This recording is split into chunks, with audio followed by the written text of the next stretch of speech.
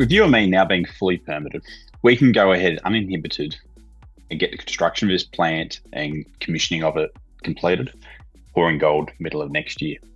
This is the last major environmental permit we had in requirement for this project. So to have got this underway, got it approved, it's a really good position for us to be in. In terms of the construction, things are going really well up on site.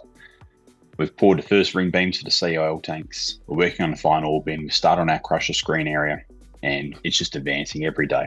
And again, now with this permit, we can really start ramping that up and get the next parts going. The bulk earthworks, that'll be completed this month at a processing plant, and we'll be getting into the tailings dam as well. So it's a pretty long build on that one, but we've got to have that ready for the plant to go, so the teams will move straight over to that. And couple that with our drilling, these high-grade results, we're confirming more inside of our mine plan. We're finding more regionally in our area as well. And all of that really just points to our belief that this project will go for longer and potentially bigger as well.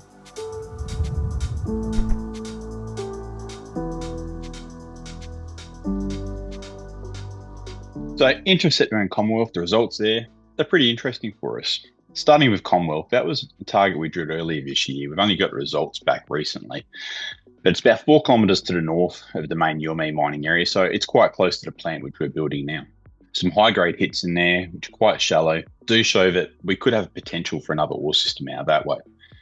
Now we've got this, we'll put an MRE together, we'll understand what it means and figure out what follow-up work we need to determine is this something which is going to be viable or not, and at what point could it make it into our mine plan.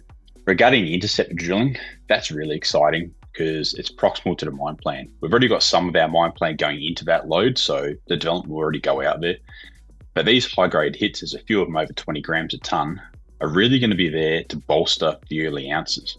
Most of the holes are outside of the planned mining shape, so we have the potential to bring more stopes in, which will be more tonnes, more grade, and ultimately de-risking the project even further moving forwards.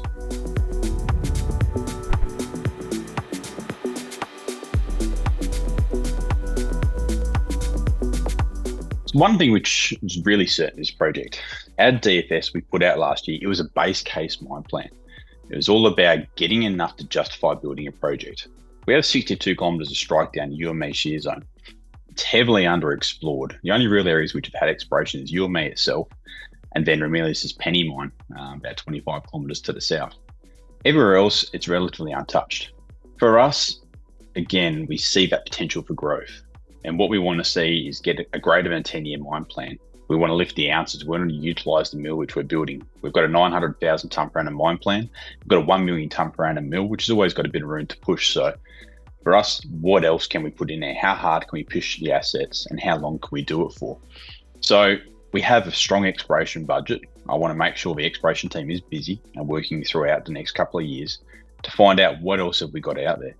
And it's not really a balance for us because we've budgeted for it. We know there's a good potential, and now that we've done our recent area mag data, we've come up with structural analog, which has some similarities to where the deposition of gold is for both Youanmi and Penny. Having that as a target area, that's could be something exciting, but we'll find out in the coming months as we work through it.